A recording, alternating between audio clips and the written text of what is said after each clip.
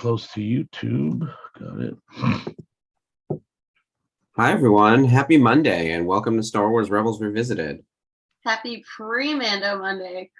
It is Mando Eve in some regard. Wednesday is the premiere of The Mandalorian Season 3, and we're in full gear over here. Ashley's got her Bo-Katan helmet. Welcome aboard, Bo-Katan. Hello. How's it going? I'm good. I'm Mando, and I have removed my helmet, so I'm no longer a Mandalorian. You're in apparently. apostate. Yeah. Yes. But I also have this guy, so I feel like it balances. So there's a lot of lore we got to fight about. Hi, Sarah. Hi, Jen. Welcome to Heroes of Mandalore Part 2, the last of our episodes in the March of the Mandalorian Season 3. Are you ready? Are you ready to wake up or stay? Are you going to stay up or wake up? I'm probably going to take a nap and I'll wake up. I don't have to work on Wednesday, so I can do Mando and then Bad Batch and then go back to bed. Very nice. So Okay. It works. I think that works. Hello, Sherry and Spencer. Jeff, as always, is with us. Mando Jeff is here. Where is Ashley? Yes. I am. Yeah. So Sherry, you're gonna wake up early. I am also gonna wake up early. I don't think I could stay up because I'm East Coast. I don't think I can make it till 3 a.m. for the Mandalorian and stay awake and I have to go to work in the morning. So I think I'm just gonna wake up really early and make that the plan because I don't want to be spoiled all day. There's no avoiding it. Right. Yeah, it's going to be everywhere. It will be the only thing people are talking about on Wednesday. Just wait for it. There's going to be nothing else in the pop culture on Wednesday, March 1st. It's going to be Mando Day, Mando Day, Mando Day. And breakdowns happening probably at 3 a.m, right after it's over. Oh, yeah. By 5 a.m., we'll have recaps already in progress. Yeah. So there'll be live watches and reactions and all that. Yeah, no spoilers in the comments, no spoilers in the photos or the titles, nothing. Mm-hmm. Avoid at all costs. Yes, exactly. And I think you are not allowed to post spoilers in the Facebook group within, I think, 48 or 72 hours. There's a rule about that. Yeah. So obviously if someone dies or something big happens, any real story beats, do not share that in the group. We do have an embargo, but come back on Thursday to do the watch along and you'll be able to discuss at length with the boys as we watch along on Thursday night for Mando's season 3, episode 1. That'll be awesome. Oh my God. Yeah. They're going to get into it. Yep. And apparently there's also going to be big Boonta news this week. So Boonta Eve, which is one of the premier after party for Star Wars Celebration, which kicks off Celebration basically being the event on the Sunday, on the Thursday. No, yeah, the Thursday. Yes. Sorry, I'm thinking Cantina 2 is Sunday. I'm all confuffled because I was on the news desk, and so my days are all wonky. We were talking about Cantina, we were talking about Boonta Eve. So Boonta Eve's the Thursday. Spencer's going to have some announcements happening this week, which is great. Trying to steal the momentum of The Mandalorian season 3. Right. Yeah. So who else has just joined? I see Catherine as well. Hi everyone. Thank you for tuning in with us. This is the end of the road for Mando, the March to Mando, and the concluding chapter of Heroes of Mandalore, which I think 2 of the best episodes in the whole series, Heroes of Mandalore 1 and 2. What do you think, Ashley? I definitely think so. There's a lot of emotional weight to this episode, especially how the first of the 2 episodes ended on a cliffhanger. Mm-hmm. And, it presents a lot of growth between Sabine and her family and tragedy. If you haven't seen it and you don't know, yeah. If you don't remember last week, we left you on a traumatizing note. Disney Plus had the good sense to air these back to back, so there would be no concern about a potential body count and who might live and who might die.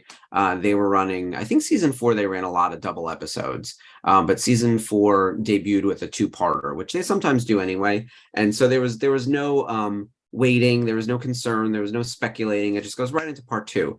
We created a week-long break so you can take those horrifying moments of Heroes of Mandalore Part 1 with you all week and think about it as we get ready to wrap up the episode. Right. I'm going to remove my helmet now. There we go. Well, and you're no longer a Mandalorian. I'm With still that. Bo-Katan. So, It works. yeah. So we love your Bo-Katan hair. Very nice. Thank you. I'm gonna put this on. We have a really fun, I was going to say a really fun show. We have a really big episode and then other stuff to talk about too as well. I was on the news desk this Saturday for anyone who might not have seen it, recapping all of the celebration news around the autograph hall. Supposedly all the guests have been announced. And in fact, I didn't see any new guests announced today. So I'm inclined to believe them that the autograph hall is closed with its 38 signers. The final reveals were Warwick Davis, Denise Go, and Warwick Davis's 2 children, Annabelle and Harrison, bringing the hall to 38 total people. Quite a mix across the various streams of content. So I thought it was a really well done, nicely balanced autograph haul, both in terms of like new people, returning guests, who's OT, who's prequel, who's animation, who's new streams of content like Obi-Wan, Andor, etc. So we talked at length about that on Saturday. If anyone missed the news desk and wants to go back and watch it, it's up there on the YouTube. Definitely go back and find that. It's extremely helpful about the autograph hall, what to expect, what to bring with you, how not to exchange your currency at the airport. Don't do it. It's robbery. Yeah. We did a lot of general prep for the show. Right. It was like, what do you need to pack? As a quick list, passport was at the top of the list, voltage adapter, obviously all your medications, and deodorant was a big discussion. We went on and on. Change of clothes and t-shirts and costumes and all that stuff. I was recommending air tags for anything that's valuable that you might not want to lose in transit. Definitely. We talked a little bit about how to navigate your way around London. Gary O'Toole is on with me, who's my co-host on the news desk, and he's based in Ireland. And of course, in my mind, it's all Europe. So he's not actually in London, but he is on the continent and has been to London numerous times and was able to talk about like navigating around using the tube. Talked a little bit about Canary Wharf, for the photo op. That would be like Rogue One style. They did some of the filming there. Yeah. And some other things around the city. So it was a good discussion around that and just general preparation for the show to help like alleviate everyone's anxiety as we're now like just over a month out. It's like 40 days basically. Yeah. The countdown is on. It's crazy. As a reminder, Ashley and I and Jeff, who is producing with us tonight, will be here stateside, Team America, doing all of the news coverage from everyone who is overseas. So Spencer and Gary and everyone else from the network will be sending us information, and we'll be doing like a nightly recap, eyewitness news style. I think we're going to try to do it every day. So Friday, Saturday, Sunday, and then Monday, I think Rebels Revisited will just become Celebration Watch on the final day of the show. So yeah. TBD on all of that, but it's coming along nicely. And I think if they do announce or do any Ahsoka stuff, I think it should kind of revert to us in Rebels. We would own that anyway. So so we're good. But yeah, it's going to be an exciting time. I'm so jealous of you guys. Like everyone going, like you're going to have the best time. They've got so much in store for you. Celebrations are just really special. We go to a good amount of conventions, especially you being an artist working these. Like Celebration has a different feel to it. It's not San Diego. It's not New York Comic Con. It is its own beast. And yes, it's still it is owned by like a mega corporation, the way most things are now. But it also feels very much fan driven. It is. I don't think there's ever been a convention like it in the sense that it's focused on the fandom. And of course, there's missteps, there's things that happen. There's snafus you can't avoid and you can't avoid. But overall, it's the sense of community and the sense of family and the love of the fandom and the love of all things Star Wars that brings us all together there, and it stays the core aspect of this. So if it's your first time going, you guys are in for a treat. If you're second, third, fourth, 20th time going, you know what to expect. Welcome back. Yeah, I always tell Make people 20. There's only been like, what, 15 total? Oh. Maybe less than that. 10 American ones and Yeah. what? Germany, This will be the Europe. 15th, I think, right? this is Yeah. 15. Yeah, Japan. they stopped numbering them, which I Yeah. thought was smart. It was like just put the year there. Yeah, after 5, they city. just, yeah. Year in city is the best descriptor. Mhm. Yeah, exactly. Yeah, I tell people even outside of the Star Wars fandom, if you have the chance to go to one Star Wars celebration just to check it out and see what it's all about, like it's if you're a con goer, it's a bucket list item. If you're a Star Wars fan, it's a bucket list item. If you're sort of tangential to the fandom and you're just kind of a light Star Wars fan, it's just something cool to do. Right. You know, I would put it in there with like visiting Galaxy's Edge. Like, I think Celebration is just super, super special compared to other conventions. And believe me, San Diego Comic-Con was a bucket list thing for me. Like, as Yeah. a lifelong nerd and everything, and I'm an East Coaster. So I know Exactly. people from the West Yeah. Coast who have been like, San Diego Comic-Con, I'm going to that thing for 20 years, and it's just kind of their thing. And I was like, oh, that's like me with New York. I've been going Yeah, since exactly. 2012. It's us. So, and Yeah, they're like, same, oh, same. yeah. Some people are like, I have to make it to New York Comic-Con. I was like, that little thing? Like, that I used to just like walk up to? I mean, can't Yeah. anymore because No, it's you sold definitely out. can't anymore. No, Yeah. it does not work that way anymore. Like you could on Um, Thursday, but that's about it because everybody's Yeah. working on Thursday and they don't really go. But the rest of the weekend, no. And this year with Celebration, it's weird. It's a Friday to Monday situation. Yeah. Strange. Yeah, I hate that. I hate the Monday day. It's I especially think because it's it's Easter around weekend too. the holiday that they're altering it based on Sunday being Easter. Easter. Yeah. So they're So Monday's trying a to bank put- holiday, which well, makes sense. But like, also, don't people have plans for Easter? My sister already invited me over for brunch, and I was like, I might have to be on YouTube. and she was like, you're fired from the family. Like, it was that. It was like, you're coming to brunch. You'd have 2 nieces. We You'll have to do it Easter egg from hunt. the table with your Yeah. bunny ears But do it on. live. So, and, you know, we're working on that. But I think we're gonna have to have Cool. Easter brunch. None of us go to mass. None of us go to church. We're not churchy. The kids won't know. I was like, can we do Easter sometime in March? Can Easter happen in May? Will the children know? And my niece now, we used to be able to get away with that shit when she's like 1 or 2 or 3, right? Yeah. You know, because we would sometimes do like the wrong day. I was like, oh, let's do Easter on a Saturday. It's a better travel day. Like, her friend, like, she's 5.5 now. Like, she knows what's up, and Oh everyone yeah, else is she's going to be in talking about school. when Easter She is. knows. Yeah. So, you know, the 1-year-old won't know, but the 5.5-year-old will. So we're trapped Yeah. now. As soon as they hit that school age, you can't lie to them anymore. No. They know exactly when the holidays are.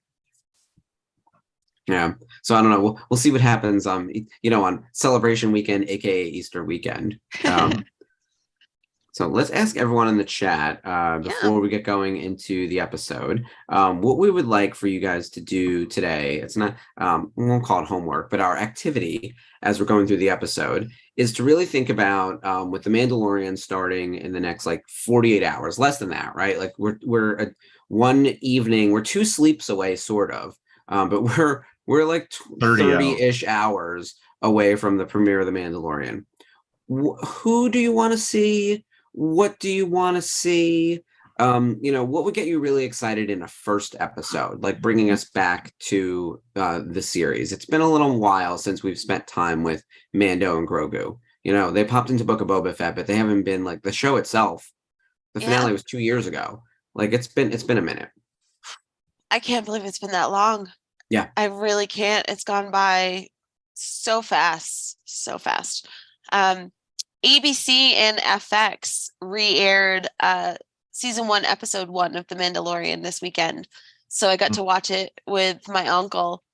And my favorite was when Quill showed up on screen and I tried to like explain it to him in the case of something he would know.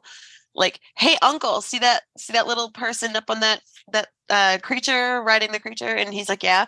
I said, that's Nick Nolte doing the voice. He goes, That's amazing. He's like, Nick Nolte shrunk. Oh, he looks awful in his old age. And I'm like, no. He's doing the voice.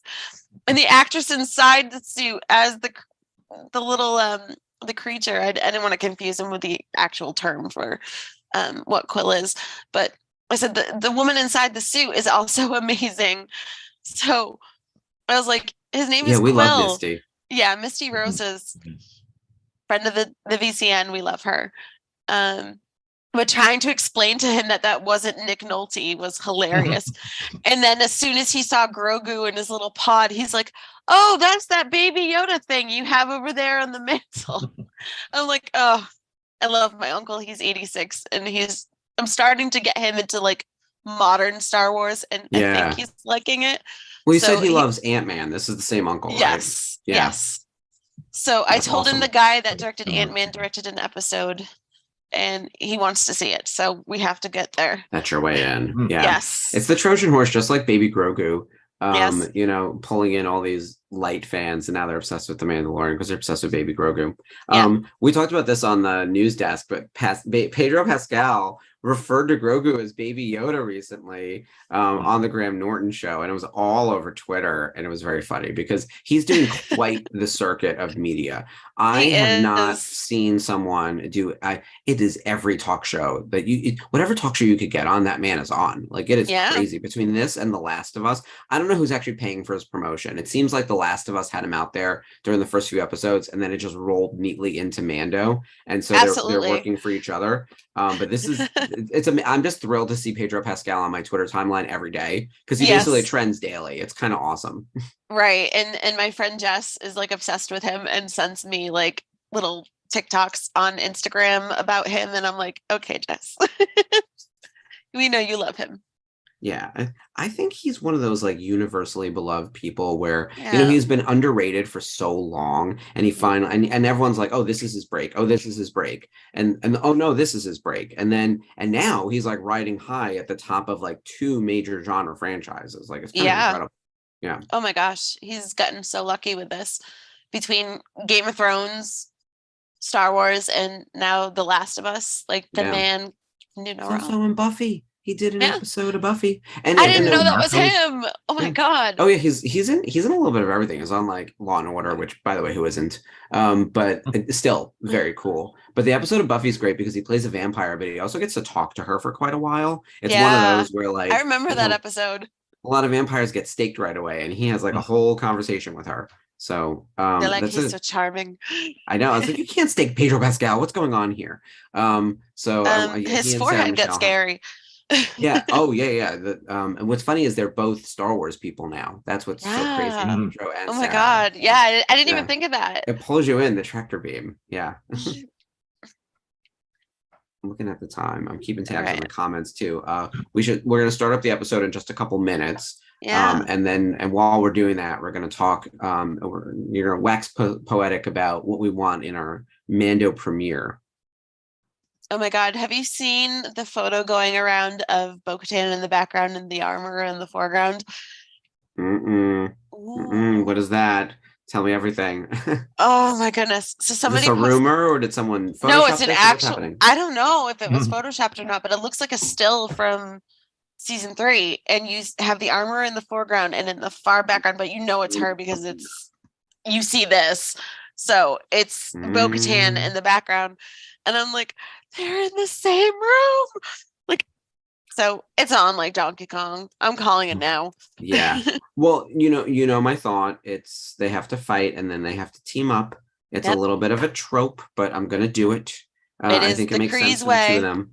Yeah, they have to duke it out because there's too much tension boiling, I think, on both sides. And of course, like, Bo-Katan wants this, and the armorer, so they both have their old-timey nonsense, right? Like, you can rule Mandalore if you wield this thing. And then the armorer is like, well, you can't take off your helmet or you're not a Mandalorian. So the perfect fight is you knock the helmet off of the armorer, but the armorer disarms Bo-Katan and gets the Darksaber. So and then the armorer with no helmet is holding the Darksaber, and Bo-Katan is holding the armorer's helmet. And now you're both not Mandalorians and you can't do nothing. So like, at that point, then you have to, it's like, okay, what do we really follow? Who are we? What do we do? How are we Mandalorians? How are we going to get through this? And maybe then you have some respect for each other. Like, there's a mutual respect. Because right now, I think I don't even know if by the way, I don't know if Bo-Katan even knows who the armor is, but when she finds out, she's one of those with the, she's heard about this woman from Din,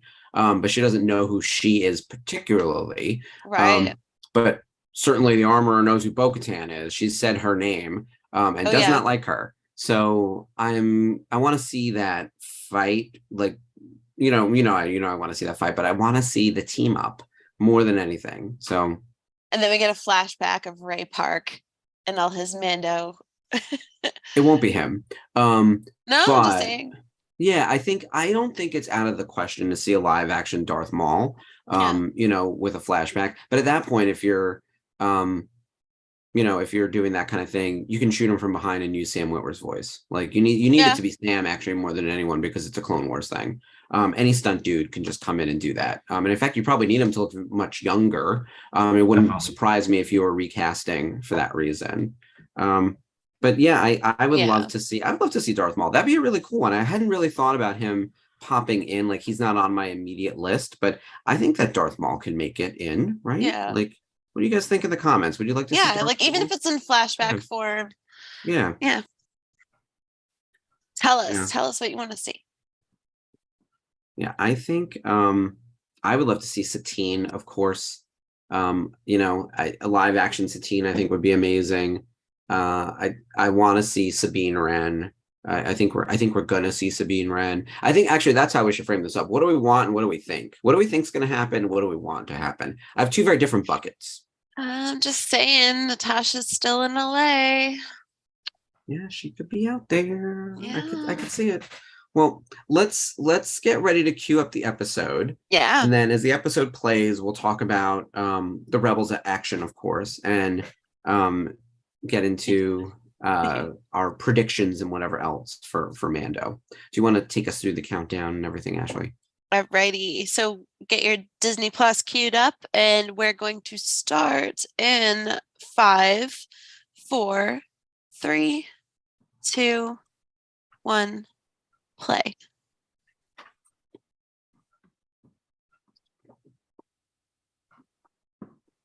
Cliffhanger. Well, so we're there's no recap. So we're rejoining the group right after the weapon that Sabine designed was used against them and killed a bunch of Mandalorians. Then the weapon itself like basically turns the armor into like a fire of sorts. So yeah, they've weaponized Beskar against its wearers, which is horrible. And of course, Sabine is going to feel guilty about this. You know what's crazy is I just saw an article this week about like the inventor of napalm. And it was science. And he was like, this is a great scientific breakthrough. I really hope this doesn't become weaponized. And of course, that's exactly what happens. It's like you're in the pursuit of science and then something like this happens. And that's not ash floating around in the sky. That's like skin, like people ash. Like and Beskar. Yeah, not good. All right, so on the good news front, Sabine's mom and brother make it out alive. A bunch of other Mandos didn't. Again, they didn't leave us hanging on Disney Plus Friday night. I remember the premiere. We were not concerned. Also, I remember in the trailer, not only was Bo-Katan holding the Darksaber, which gave away that big moment, but Ursa Wren was standing right next to her. So we knew that. We knew we were not going to kill Sabine's mom, but this still hits. Like this is still a really, really sad moment, and one of those where when that moment happened, I was like, they're not actually going to kill all these people. And then they did. Like they're not messing around. Like this is a really bleak start to the premiere Rebels, and it really set the tone for what became season 4. Season 4 is dark, and they barely make it out alive. Like, and not all of them do. So season 4 is like a shockingly downer season overall. As you rewatch it back, you're like, oh man, they went through a lot in season 4. They did. It was a really, really tough season. Yeah, it's so well done, so beautiful, but like horribly tragic. I like that they used the Macquarie concept armor for the Imperial Mandos. I know GameStop had a convention exclusive version of that figure as a pop figure. So I managed to get that because it said Rebels right on the box, and I'm like, oh yeah, I have to get that because Rebels. But Yeah, the Rebels collectibles are few and far between, as we've discussed. So you got to get. I'm always like sending you eBay ads for yes. things. I'm watching that item. Oh yeah. We'll tell everyone in the chat. There, that bag that Ashley got, the orange one. There's one on eBay, and it comes with a Rebels hat. Yeah, so I'm because keeping that an was eye the on it. set that was a giveaway. Yeah, and having Star the Wars hat in Weekends. there. Yes. Yeah. I'm keeping Bo-Katan close to me today. Yeah. She's here. She's here. She's watching over us. Exactly. We're actually. So what's funny is like here's the thing. So many people could be the ruler of Mandalore. If Bo-Katan did it again, I'd vote for Bo-Katan. I'd go for it. Like sure. Like yes. I don't know who else is in the mix, and maybe I don't necessarily choose her over someone else like a Sabine Wren. But if she became ruler of Mandalore, I'm in. Like I'm fine with that. I think that'd be great, actually. And look at her. She's kicking ass already. Like she's flying around in her jetpack. She's going to take down this TIE fighter, which, Mando kind of does in the end of Mandalorian season 1 on like a lesser scale going after Gideon. But I wonder did it if first. That's how she got Gideon. Like she went after him. It's possible. Yeah. Are we seeing like a little? Look at this. This is incredible. Ruthless. Kill that TIE fighter. Yeah. Oof. Yeah. She's a killer. Sabine when she used the Darksaber, sliced the vehicle. Bo-Katan just threw a bomb and like killed that person. So oh yeah. The body count in these 2 episodes are high. It's so gorgeous though, the way it's all done. Sherry is she mentioned like they didn't do a Mando skit on SNL. Yeah, I was surprised too. I think Disney had the clothes on that because I didn't want anything to be given away. Yeah. Just in case. I'm surprised they didn't even do the character, the Baby Yoda character in the news. Usually they have I forget his name. Oh no, Kyle left. Oh, that's right. Okay, that's they can't. Why. Oh yeah. I totally didn't realize that till right now when you said that. Anyways, that's too bad. Yeah, he was. So you see how like the armor isn't touched by the stormtroopers, but all the Beskar armor is our boy Thrawn thinking ahead. It's magnetized, whatever it is. Yeah. Because the stormtrooper armor is cheap plastic, as we know. So it doesn't protect against anything. It's like the worst armor in the world. And then Mando armor, they've weaponized how strong it is. Yeah. Meanwhile, quick shout out to Sherry, who tagged me and Ashley on Twitter today. Were you surprised when you saw your notification on that? I did. I was like, oh, Sherry is tagging me in something. And then I saw the books. So they're like these really cool Rebels activity books that she found at an Overstock store. So she is going to be gracious and kind and send them to us, and we really appreciate her for it. Thank you, Sherry. Yeah, thank you so much. We'll do an unboxing of sorts when it arrives. I let out like a squeak when I saw it. I was like, I love that kind of stuff. You never know where you're going to find like one of those awesome, like that was me with the playing cards that I sent you. Just randomly at a convention. It's not trading cards, but playing cards. And I was like, well, I'm never going to play with these, but they're Rebels. I was like, what the hell? Like, it's so random. Oh yeah. And they're like perfect little portable references whenever I need to draw something. Yeah. Right in my pocket. That's perfect. Thank you again, Sherry. Yeah, thank you, Sherry. We'll do a whole unboxing. So my husband's like, we're gonna have to get you a PO box, and I was like, but I know other YouTube channels do unboxings and stuff, and I was like, I think we should actually do like a whole day, and I feel like I've been saying this for a while, where we just do merch and we just talk about like our favorite like Rebels merch and everything. Oh it would actually probably make for like a better happy hour where everyone else can participate as well. But or visit the VCN YouTube page and you'll find quite a few unboxings of all sorts. Yeah. Dave's always up there with something. And John has a really popular one. Speaking of Mandalore, the Darksaber comparison video that he did. Ooh. That one was good. The Park version and the Black series is very popular, but it's also very informative. That's probably the reason why, comparing the two before you spend a good chunk of change. Bo-Katan is very mad at Sabine right now. Yeah. She's got the full face on. Spencer. I'm Toad, and I'm also bisexual. Oh yeah, Toad, I'm bisexual. I'm Yoshi, I'm also bisexual. That was I've rewatched that clip like a dozen times. It's so stupid and funny. Let's go. Yeah. You can put Pedro Pascal in anything. I think he's just super charismatic. And so by the way, Ashley has not seen this week's episode of The Last of Us, so we're not going to talk about it in depth. It is basically based on the DLC of the Riley and Bella, the story for the girls. Ellie. Yeah, I'm saying. See, that's what happened. I said Bella. So their story.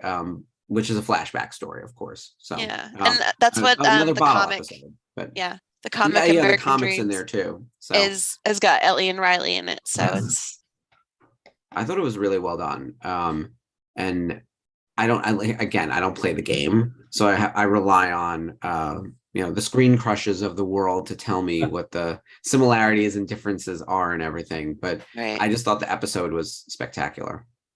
Sabine, given the peace. Yeah. Those Mandalorians, they're ready to fight each other at a drop of a hat. Every time we talk to them, right? They're all fighting between each other. Yeah. Like crazy siblings wearing armor. Yeah.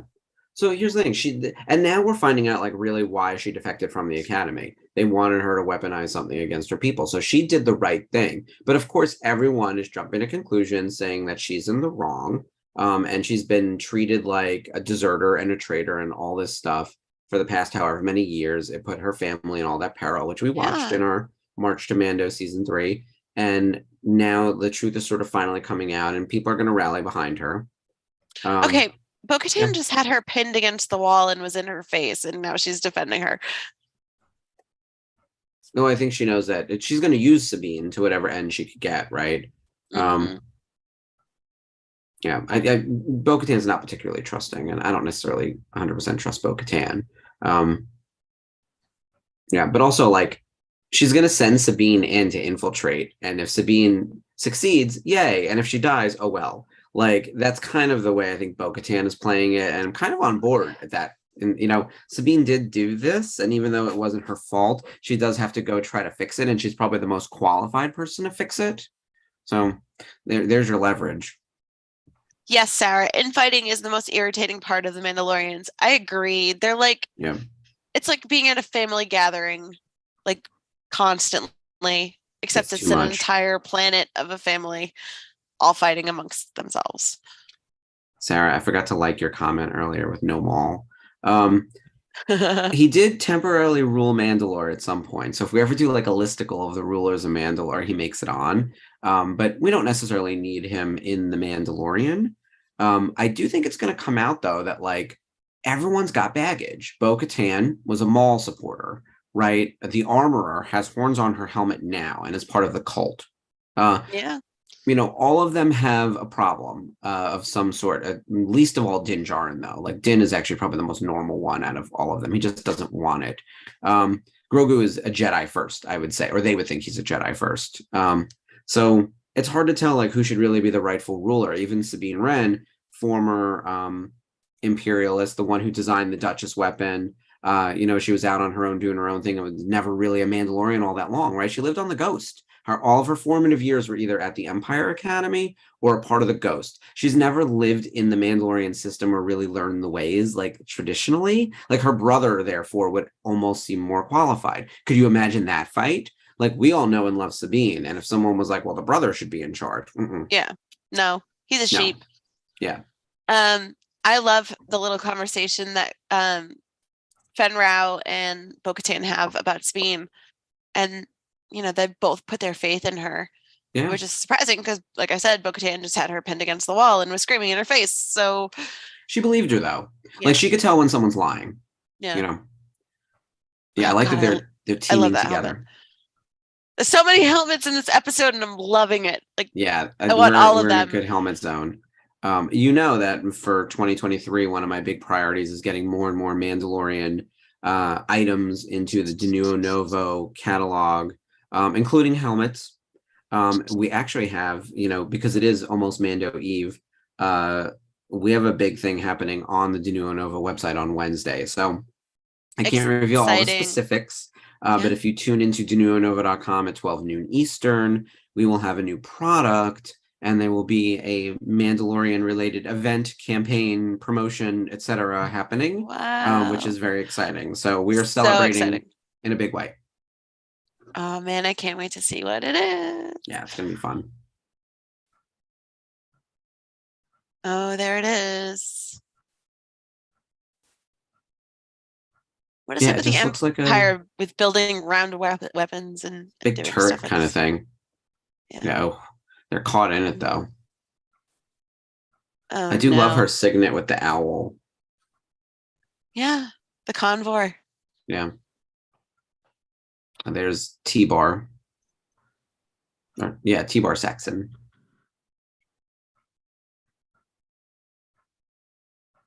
I love that she has the convoy, but they haven't really gone into Morai yet. So it's kind of cool. Should probably talk to Ahsoka about it a little bit. Yeah, maybe. They're going to be a great team when we finally get to the yeah. Ahsoka show and we see I hope Sabine is a big part of it. More and more I'm thinking watching the two of them running around solving problems like saving the galaxy could be really interesting.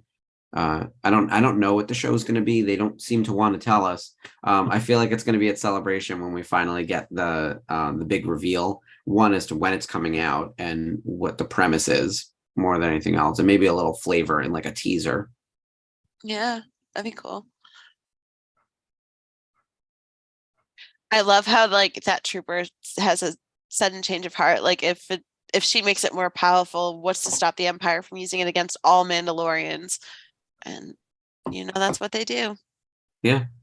All of Mandalore is going to bow to the Empire, or bow to him anyway. Yeah, that's the thing. You get tempted by the dark side. It comes in every form, right? Yeah. Isn't it Maz Kanata? She was like, she's seen evil take many forms, and it was like the Sith, the Empire, the First Order. It just reforms. Yeah. Temptation and evil exists in all the different iterations.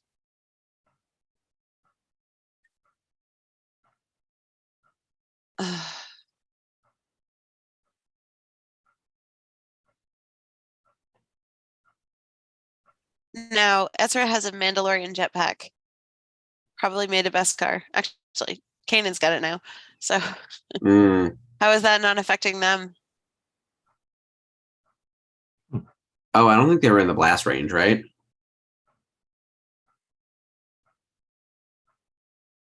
That shot of the doors opening and the chaos reminded me of Clone Wars when Obi-Wan Kenobi opens this, and it's just like, oh my god, what's happening here? That became such a meme, and it was like going back to work on Monday. I was like,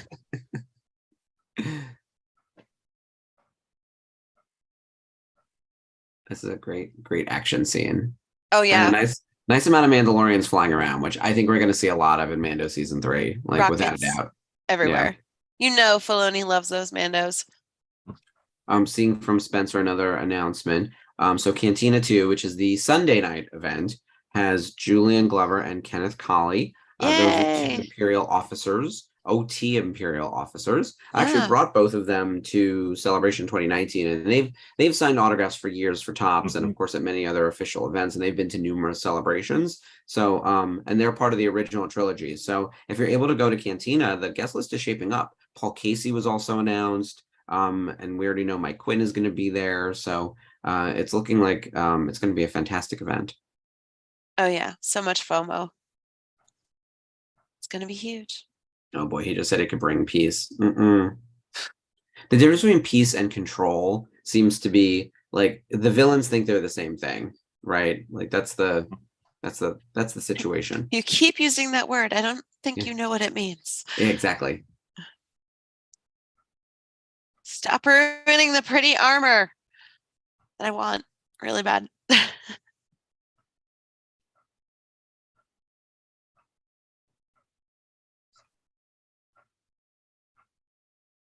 Ha! Yes. Yep. Turned it on to Stormtrooper armor.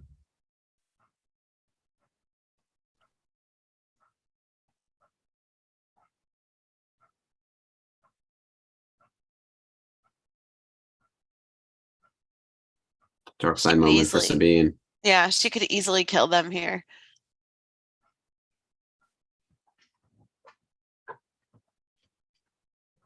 Oh no.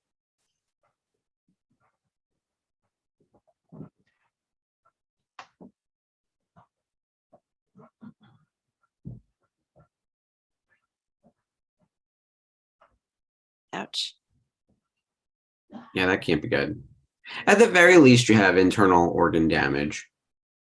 Like being tased. I love it's not enough to kill you, just enough to make you suffer. Bo-Katan is the voice of reason. I agree with Sabine. Yeah. I know. Isn't it terrible? I'm watching and I'm like, yes, let them burn.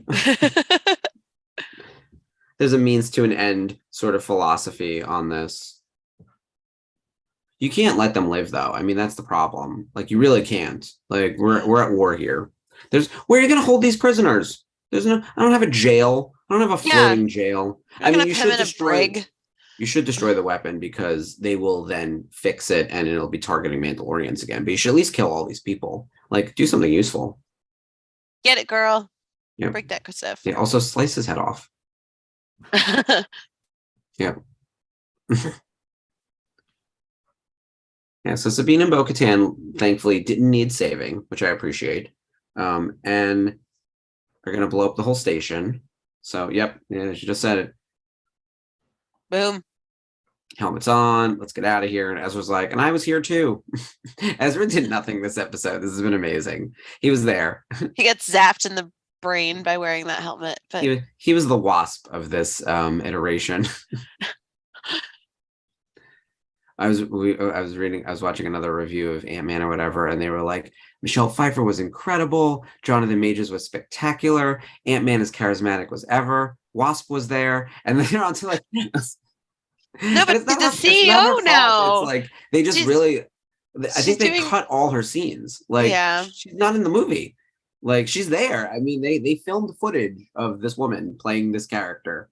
But in the beginning, you see it. Like she's Yeah. taking back, Van Dyne Pym, and I did enjoy that. The combination last name of Pim Van Dyne or whatever. yeah. And her being the CEO was great. And I was like, oh, I wonder if she's going to have an expanded role in this movie. Nope, not at all. So because there's 14 characters. There's so many characters in this movie. It's actually kind of too much. And I was like, oh, where's my Jimmy Woo? And it's like, there's no room for him. He's in it. seconds for 10 seconds, if that. He's probably not. Actually, if we count it, it's probably 3. But he's Yeah. not. He's But not. the in credit movie. card trick at lunch was hilarious. I appreciated that. How douchey is it though that Scott would allow people to buy him stuff? Like that's not okay. Like don't buy him drinks and dinner and that stuff. Like first of all, Pepper Oh. Potts should have everyone on payroll. Like Seriously. that's a whole other thing. Oh, Clan Rook, Clan Eldar, Clan Kryze. Okay, the Protectors are with you. Yeah, this is what we Land is with need. you. Everyone Yes. gathered stronger together. It's something Bo-Katan says in Mandalorian season 2, that they are stronger together. So it wiped out so many Mandalorians, but there's still all of those Mandalorians there. I don't think it killed that many people. Like, I think the blast radius was light. And I think we saw, she was hovering over like one dead body. That's a great scene, by the way, right there. Yeah. Meanwhile, that was in the trailer, guys. So imagine, I don't know if you guys remember this, but I was like, that feels like a spoiler. Yeah. I was like, didn't she die? There's her mom right there. There's Ursa Yeah. Wren. There was never a risk of her mom dying. But that's fine. I still think this is a fantastic episode. It shows a little dark side Sabine too, which I'm totally into. Like, I like it. Oh, such a good crowd. So there we go. That is officially the end of the Star Wars Rebels Revisited March to the Mandalorian Season 3. We did a nice number of episodes in our little run through. Yeah, it was a nice little refresh of what all our favorite Mandalorians have been up to in Rebels and how it will tie in The Mandalorian and Ahsoka ahead. I guess we'll have to see. Yeah. I still don't know what's going to happen, which I like. I like that I don't know what's up. The trailers for The Mandalorian have not given too much away, unlike other trailers we've watched recently, and I was just complaining about this. But Mandalorian season 3 has shown us the key people. We know Bo-Katan's going to be a big part of it. We know that Grief Karga looks like he's gotten a big upgrade. Baby Grogu is back, you know, He's which in the they'll have to Force. explain to people who like, Mhm. you know, didn't watch Book of Boba Fett, what happened there. So maybe they'll be part of the recap. Grogu's get the Cliff Notes version. Yeah, we'll get something. You know, he'll Yeah. probably have to say it out loud to someone. You always need that like exposition device to pop in, and they'll be like, "Oh, where's so and so?" Like, "Oh yeah, he went over to Luke and Ahsoka," and they're like, "Luke Skywalker." It's gonna be very that. Like, you know, they Mhm. gotta hit people over the head with it, which is fine by me. Like, I don't mind that kind of stuff. I just want to, you know, I want to get to this like the water, this baptismal water situation, and like, is it really Lake water? Minnetonka? Yeah, wherever they're going. You know, he's got to bathe in the whatever it is to make himself a Mandalorian again. Purify himself in the waters of Mandalore, buried under all the rubble in the crater that Yeah. used to be Mandalore. Right, Like, because it's a dry planet. There's not a drop of water there. This is Tatooine, only rocky. So, gonna be interesting. yeah, see how that's gonna go. Obviously, Bo-Katan is annoyed. She's on her throne of annoyed. She's just like, you know, what can you do? And then the armor is in the mix, and Heavy Mando. Kind of excited to see Bo-Katan back in that palace. That's what it looks like. It looks like she's back there and she's gonna be sitting on her sister's throne. So I wonder if you're gonna see that giant That's not painting. her throne room, is her? Is it? I thought It's it not- was because That's those not the windows. Kree. Well, I shouldn't say the Krees. That's not like Satine Kree's throne room from back in the day. It looks That like it can't could be. I don't know. That'd be interesting. I just really want to see the art and like live action, like that really Yeah. cool, like But that palace is in no Picasso-y- shape. Everything's been destroyed. right. So, And it's yeah. probably like heavily damaged, kind of like how the Sandman's throne room looked when he got back from being in the real world. Very dystopian. Yes. So it might look like that. And it's I could just see her that. going back to reflect and like this was my home and now it's gone and this is what's happened to our people. So it's kind of probably her just like either planning or mourning and planning. Yeah. So, And what would it mean? What does it mean to like sit on this throne? Like literally Yeah. nothing. Who's she ruling? There's no planet. Rubble. There's no people. Yeah. Yeah. Oh, I'm in charge of this desert. Everything. First of all, everything about that sounds terrible. Like I don't want to rule a planet. Like that sounds like so much work. And everyone, as we've talked about numerous times, they don't like each other. Like there's Yeah. so much infighting, and how do you unify this very fractured people? Like what's the Yeah. way in there? And also, who are you fighting? Like the Empire's gone. The New Republic seems manageable. Like, you know, I think they have like a pretty heavy police force when it comes to like giving out speeding tickets to your, you know, but like who are the real villains? I don't think the New Republic is a threat to Mandalore. Maybe this other pirates are, like the replacement Jabbas that we saw in like the Book of Boba Fett and like those types. But they're not a criminal syndicate that could rival the entirety of Mandalore if they were able to like band together. I don't think. That's why I'm curious to see what's left of the Empire, like under not Grief Cover, sorry, Moff Gideon Under and Gideon. Yeah. Katie O'Brien as our Imperial officer, as Love yet her. unnamed. Yes. But I want to see more of that. And I know Giancarlo has been making the rounds and talking about season 3 of Mando, and he looks so excited about it. And I'm stoked. And they haven't mentioned if he'll be in it, but I have a feeling. How can he not be? He's gonna make a play for this. Yeah, he's always playing a long game of sorts, but no one could have expected Luke Skywalker. No. Like, there's no way. Like, that's the thing. And he knew who Luke was. Someone was pointing out that the reason he looked so terrified on the bridge at the end of season 2 is that he knows who Luke is. He knows that Luke killed Darth Vader, because that's obviously what happened, and killed the Emperor and ended the Galactic Civil War. Like, he did that. So he blew up 2 Death Stars. Now, granted, Luke had help, but still, like, this guy pops in and it's like, I don't have a chance, man. Like, this is going up against Superman. It's just the look of like total panic and oh crap, like on his face. Like, he was pretty confident throughout the entire thing. That man was unshakable in his belief that he was going to win until Luke walked down that hallway. Up until that point. Yeah. Gideon was in perfect control.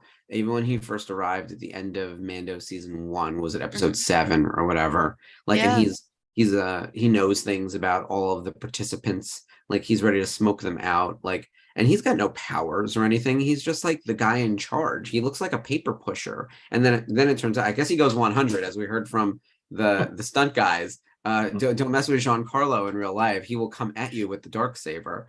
All the stunt Ooh, people were horrified, yeah. which made me laugh because I'm like, you're right. If he's like a regular actor and not a stunt guy, like you don't expect him to go full throttle for that kind of stuff. But No, John yeah. Carlo is exactly the person who would do that. Like, because he really like he sells it. He's just that guy. He's So so badass. fun. Yeah. And he takes his role seriously. Like, you're Yeah. essentially like a leader of a lesser army than it was, and you just believe wholeheartedly in everything that you're doing. And you have so much rage because this person is trying to take it away from you. It's Yeah. I hope we get a little more about what his larger mission is, right? Because like, is he actually connected to the Emperor somehow? Like, he's very involved in the cloning. So, like, in theory, he could be on the line to Palpatine. I guess Palpatine's dead, but like, is there someone like, with Operation Cinder and whatever else? Like, who's he talking to? Like, who's his boss? Like, Gideon must have some master of some sort. Everyone does, right? There's always like a level above. So who is he working for? And because getting Grogu and getting the blood to do the cloning, or has been, it's not his mission. He doesn't care. He doesn't need to clone himself. It doesn't seem that way. So Right. who's he working for? Is it Thrawn? Is it the Emperor? Is it some new Sith villain we've never heard of? cultists? Yeah, it could be anyone. Yeah. It could be anyone. We talked about this on the news desk. I forget who exactly asked the question, but it was like, all right, no, it wasn't on the news desk. I was on TV a lot last week.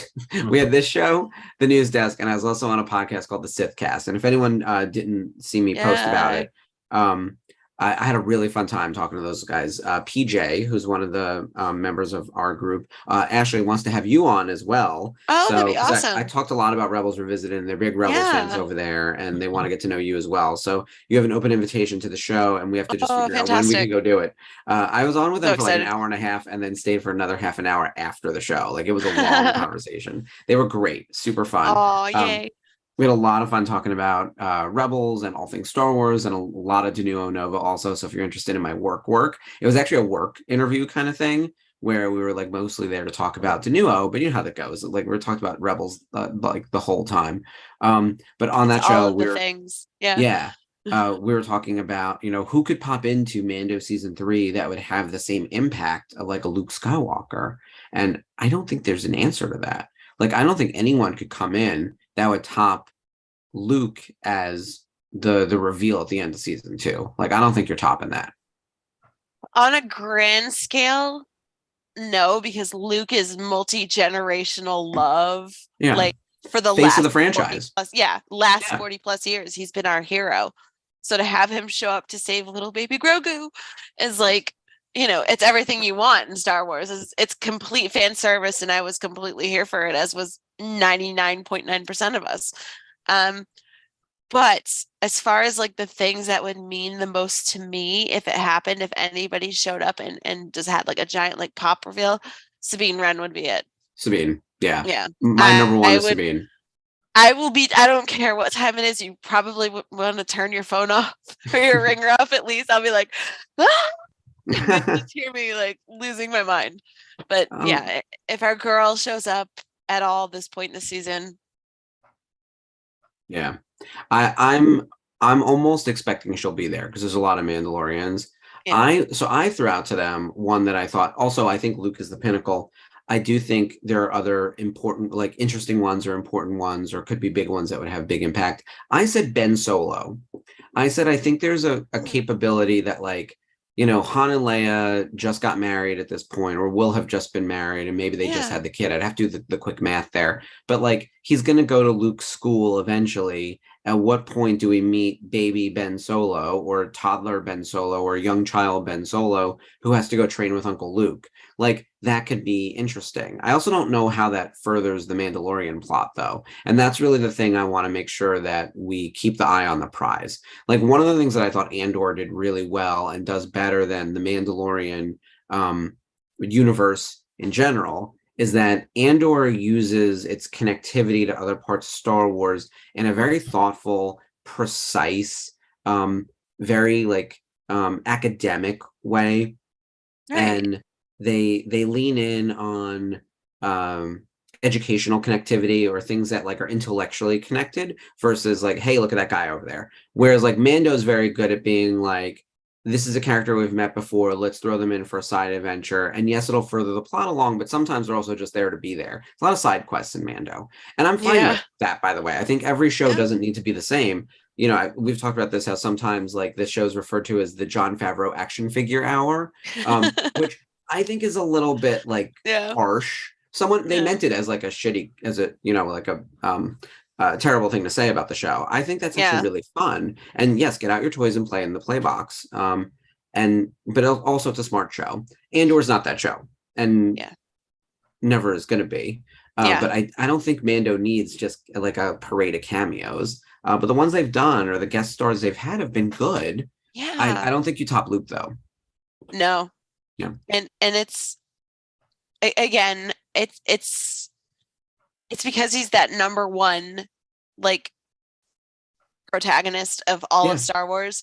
It's always going to be hard to top that. Yeah, even if you brought in the Emperor somehow and it gave the full explanation of how Palpatine returned, it wouldn't actually be better than having Luke Skywalker show up. Like, there's Well, nothing. we had the Emperor show up in the Bad Batch, and though we weren't expecting it, he was great. Yeah, it was great, and it was from awesome the pit to of hear. hell. Yeah, Yeah. Oh my God. Oh, with the devil beside him. so good. With my Masamita. Oh my God. So to have him come up, it's like, oh crap, it's Palpatine. Palpatine's here. It wasn't that. Oh my God, it's an X-Wing. Who's driving the X-Wing? Oh my God, there's a lightsaber. What color is the lightsaber? Stop showing us black and white TV. Yeah, And then it just, the build was just like step by step by step. Yeah. And it just, yeah. perfectly you weren't executed. If you weren't awake at 3:30 in the morning, 3:45 in the morning when this was happening, you were awake after that. I woke up and immediately read the spoiler. So Oh, you know, but that's okay. I as a licensee, I tell you, sometimes I also know things. I had no idea what was happening here. I did not know. But I also am used to just knowing things and not having that wow shock factor. So I just go in and I'm like, you also need to see how it plays out. So I already saw like Luke Skywalker trending and I was like, son of a bitch. But like I was like, why'd I even open Twitter? I should have just watched the episode. And then it was great. So, you know, fine. I do think for Mando season 3, there are some characters that I would love to see, and then there are some characters I think we'll see. Like, I think we'll see Luke again, maybe in the Ahsoka show, if not in Mando season 3. I don't know if he has a spot in Mando season 3, but I certainly didn't expect to see him in the Book of Boba Fett, and there he was for a whole episode and a half. So all of a sudden, it was Luke Skywalker hour. So I think that like any of those are possibilities. I don't necessarily think you need Luke in Mando. I think he makes more sense in Ahsoka.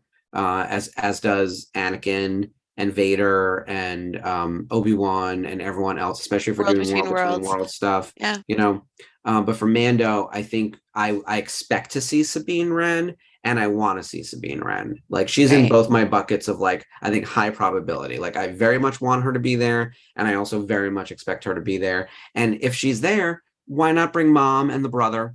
Like, I don't care about the dad. He's fine. But like, the mom is the fighter and has history with Bo-Katan, and the brother is her age, and we need more Mandos of that age group. So bring him too.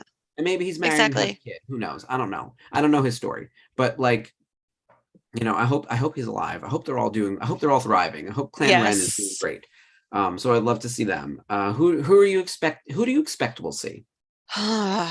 Well, Sabine for sure. I also think we'll see obviously we'll see Carson Teva again. We saw him in the trailer. Yep. I think he's probably gonna need Mando's help with something. So Side it'll be, quest. yeah, a little side quest. Maybe it'll tie into the greater picture because I know how the Filone works. Um, if I have to choose anybody that we've met already in Rebels, I want to see Fen Rao. Yeah, same. Fenn Rau. Yeah, because That's a good one. he's been such a mentor to Sabine and what it means to be a Mandalorian, like a true protector of the Mandalorian people, like Conquer Dawn um, protectors. And whereas her mother is just like clan versus clan war and like, you know, obviously the armorer is that part of the cult of Mandalore. Like Fen Rao really, like Bo-Katan, has the Mandalorian history in his blood. Yeah, And I really want to see him back in here. And if he's played by Kevin McKidd, even better. that'd be cool. They kind of look alike. Yeah. It's doable. It's doable. Got that ginger hair. Yeah. Well, we get, anyone can wear a wig. Bo-Katan. Anyway. Yeah, and hers is clearly a wig. That's what's so funny. It's better this season. I love you, Katie. Yeah. Bo-Katan, the armor, and then you mix in Ursa Wren.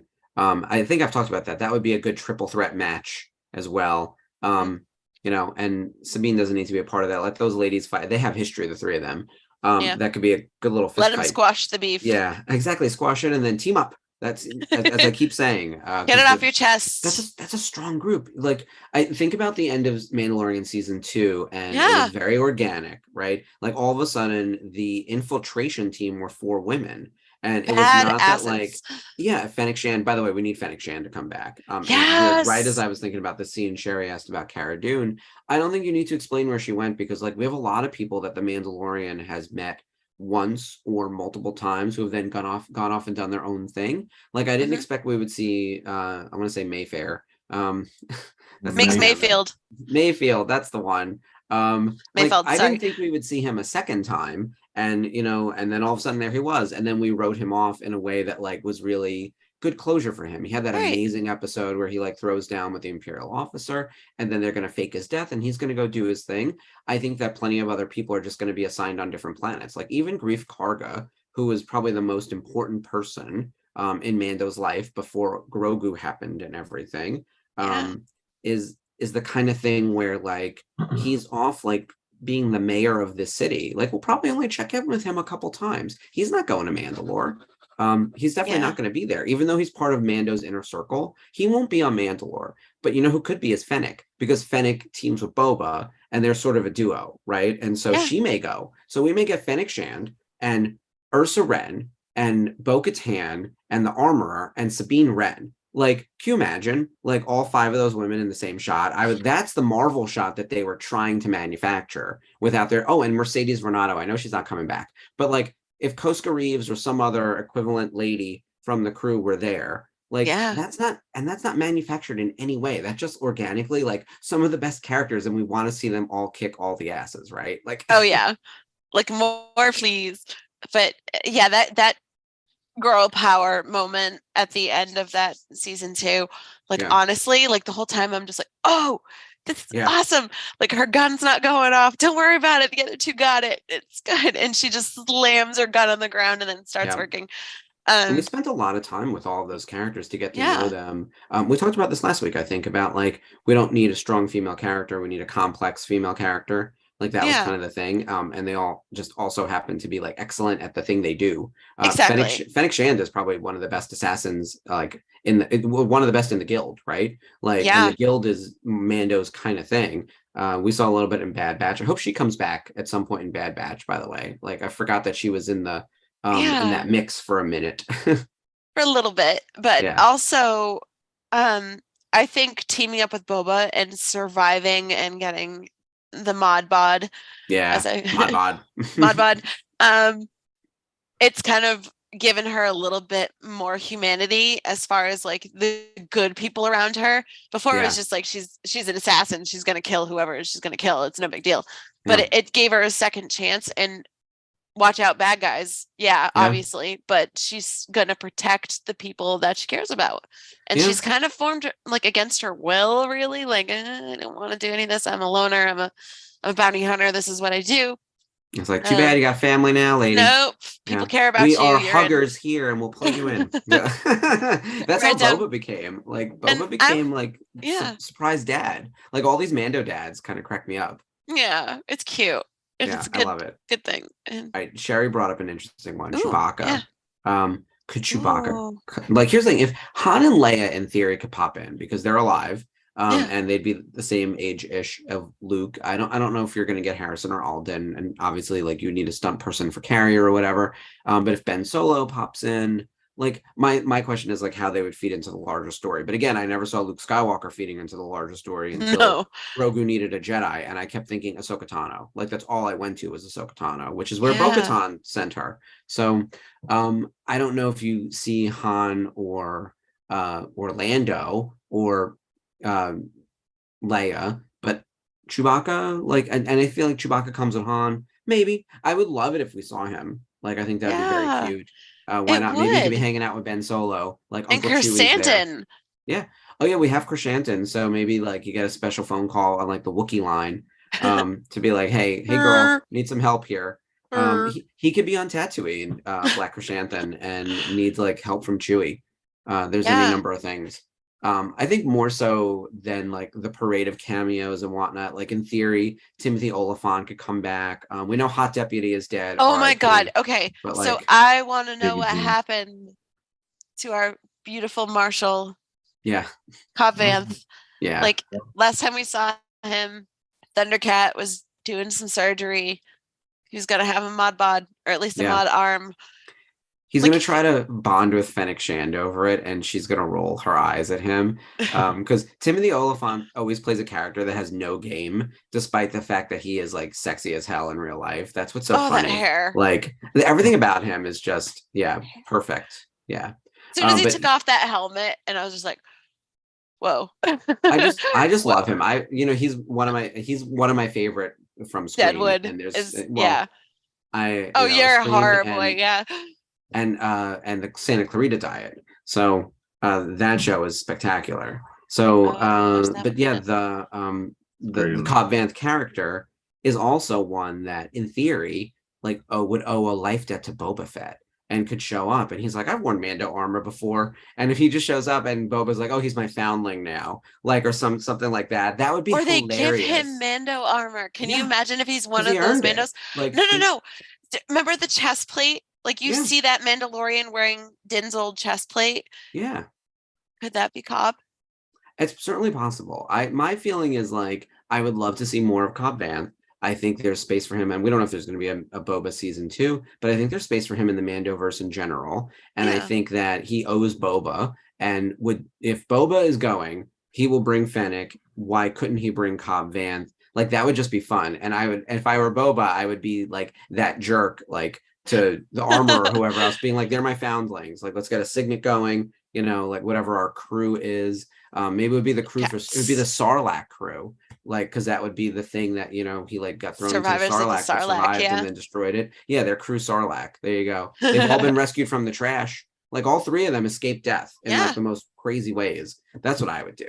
So I love how like Thundercat, the mod guy, is like over there about to do surgery and like probably take off Cobb Vanth's entire arm, even though he was just shot in the shoulder. yeah, like, you don't need that Surgery, like it's Yeah, good great. times. We just like to chop off limbs for no reason. It's It is totally Star cool. It'll Wars. look Look amazing. at Star Wars. Someone's got to lose a limb. Like it is a Tuesday. It is a Tuesday. Oh my gosh. I think we should leave on one big swing. Okay, so you've Okay. heard me say it ad nauseum already. Corky Kryze. I was wondering coming when you're gonna in, mention him. Royal bloodline, heir to the throne, Satine's kid, secretly the son of Obi-Wan Kenobi. He's there for a Ooh. Jedi and a Mandalorian and will rule Mandalore.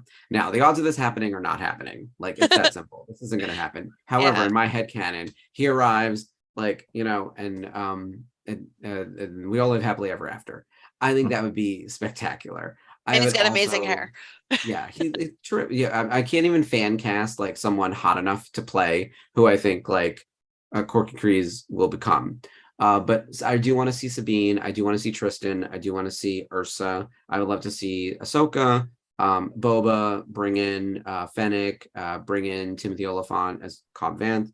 And I think that's great for me. That's more than enough. I'd love to see Mercedes Renato return, but I hear she's not. I don't know how true that is. And I know Axe Woves is back as well. So Oh, really? yeah, so he's back. And he's Simon not. Cassanides. Yes, and he's Yes. not a night owl because those are women only, but he is in the night owl colors. So I'd love to just get an understanding as like, what is your connection to Bo-Katan? Like, how do you guys know each other? What is your clan? Like, I want a Yeah. little bit more about that because you're obviously like paired with them. And Sasha or Mercedes was also a night owl. So are you like a night hawk? Like, what's the situation? Like, I just want some like clarity. You know, and that's kind of it. Like, I'm not asking for a lot. Just Corky Kryze, the heir to the bloodline, coming in and ruling Mandalore. That's all. Oh, What's your big Trying to swing or your big request? I am curious if we get Sabine, I think we'll probably get somebody else from the Ghost Crew. Hera or Chopper or Be it in hologram form, talking to them. Because it's odd that they haven't formally announced who's playing Hera yet, even though everyone's like, oh, it's Mary Elizabeth Winstead. Yeah. But it hasn't been confirmed yet. So Yeah. if I think it's possible that we could have her step out of the ghost and then the ghost takes off. I think that'd be amazing. I would Look, probably freak out. I love Hera. We obviously we run a channel about Rebels. We love Hera, the two of us. We love Yes. Vanessa Marshall. Yes. Can't say enough good things about her and her. Yeah. And however they bring this to life. And I've had to make peace with the fact that like the animated voice actors are probably not going to be the live action counterparts. Right. You know, Bo-Katan as played by Katie Sackhoff is the one-off exception. There's almost no one who's going to be doing that. But it would be incredible if that were to happen. I would be super into it. So whether we'll get him as a hologram or if, like I said, she steps off the ghost and decides to help the rest of the Mandalorians, like they just drop her off. And you get like a quick little glimpse of Chopper waving from the side of the ship. Oh my God, tears. Chopper would be amazing. I'm writing this in my head as I'm going. I think they're going to save some of that for the Ahsoka show. Yeah. I think that's the thing I'm struggling with is like what is being saved for Ahsoka and what is going to make it into Mando season 3, because I don't think Mando season 3 needs a lot of Easter egg and guest star help. Right. But the Ahsoka show is going to need to be like, I almost think it's going to be like a greatest hits of Star Wars nonsense. Like, so, you know, no, I think they needed Ahsoka and Grogu to save the Book of Boba Fett and just kind of kickstart it into that direction. And you know, they could have everything. Yeah, they could have saved the Grogu and Din reunion for Mando season 3, but they probably had a lot more story to tell. So I think it'll probably do the same thing in this and just lead into Ahsoka. Something big will happen that will lead into Ahsoka. So yeah. Well, here's what's interesting. I'm banking on that. Boba Fett knows Ahsoka. Like, Bo-Katan knows Ahsoka. Sabine, Tristan, Ursa, they all know her. She's kind of known by everyone in this mix. Even Fennec Shand probably knows who she is. Like, it's the kind of thing, I don't think they've crossed paths on screen, but if Boba knows her, and Boba would have known her from a villain perspective, because they crossed paths in the Clone Wars, when Boba Fett was trying to kill Mace Windu. And if you're Ahsoka at the time, you know now to let it happen, because Mace was rude to you. Which, by the way, I love that. I love that people like Citizen. I know, Citizen. And I love too that like poor Mace Windu, he really tried, man. Like he really tried his hardest to like keep things moving at all times. Like he was not a stickler for the rules the way that like everyone else was. Like in a lot of ways, like you could tell like the Jedi Order had lost its way, but he didn't seem like the problem there compared to many of the others. He was kind of like the Jedi sheriff. Yeah, he like, you know, he went to go arrest the Chancellor. Like he was trying to do the right thing, you know, but he was rude for Ahsoka to 3 seconds and everyone was like, I'm glad he got thrown out the window. It was like that fast that we turned on this man. Yeah. Like it is unbelievable. I was like, that's how much we defend Ahsoka. And I was like, oh, like we hate Mace Windu now. So yeah, I mean, look, everyone knows Ahsoka. And so with that in mind, like she could come along with anyone. She could bring any +1 and they would immediately be welcomed in. Rex. Oh my God, Captain Rex would be amazing. That'd be actually really interesting. I think they would save that for the Ahsoka show, though. Okay. That's the kind of thing. She has to go find him and hug him in real life, like in the Ahsoka show. Yay. I think. And will We're he gonna be do a whole older? Ahsoka. Oh my by the God. way, we'll do a whole program here on the VCN, obviously leading up to the Ahsoka show whenever it comes out.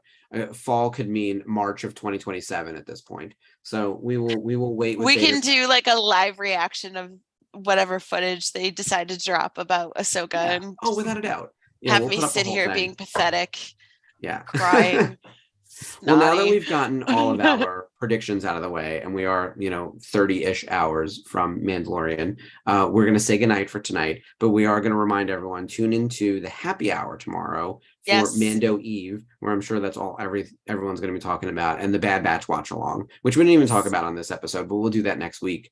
And next week on our show, now that the March to Mando season 3 is over, it's going to be our Mando season 3 episode 1 recap show. So very excited about that. It's the only proper recap that we're going to do other than the finale that's planned. Like, unless Yes. something bonkers happens that's like fully a sequel to Rebels that we need to jump in and like tackle it as an episode, we're going to do regular programming. But next week, we feel like everyone's just going to kind of want to talk about Mando, right? Yeah, exactly. So we won't bore you with any Rebel stuff.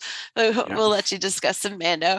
We'll try to pull some threads and connect to the Oh, Rebels, especially because if That's what we Sabine do. is, if Sabine is there, and then of course Bo-Katan, huge part of Rebels. So we will bring it back to Rebels, and don't forget our shirts are available on Yes. on the site. Where is it? Public. Yes. T Public. T-Public. That's the one. Yes. Yeah, I almost said Etsy, and I was like, I know they're not on Etsy. So I love how we're both wearing our spirit colors. Like you have your orange and I have my blue. Yeah, we're in core colors. And with that, we are gonna wish you guys a very happy Mando premiere week. Thank you so much for spending time with us and doing our March of Mandalorian season 3. Please tune in Thursday as well for the VCN Thursday night watch along. The boys are gonna watch Mando season 3 episode 1. Yes. So if you want to rewatch it with the rest of us and join in the conversation in the chats, definitely jump in on Thursday night. That'll be the night. Oh, there we go. All right. So with this, Ashley and I are going to say goodnight for tonight. Thank you guys so much for watching. And I think this time, instead of saying may the force be with you, we're going to tell you that this is the way. This is the way. Bye, guys. Bye.